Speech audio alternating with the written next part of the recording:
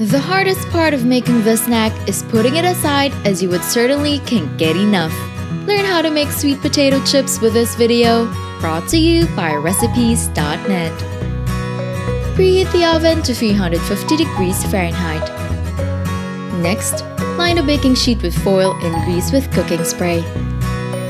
Place the peeled and sliced sweet potatoes on the foil, then grease with cooking spray.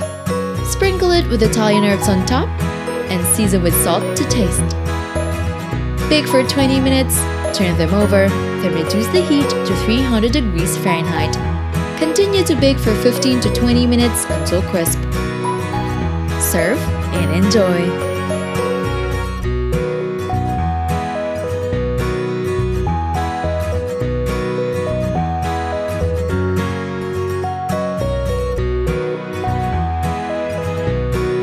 Don't forget to hit like, subscribe, and turn on that notification bell to catch more easy and tasty dishes to try at home.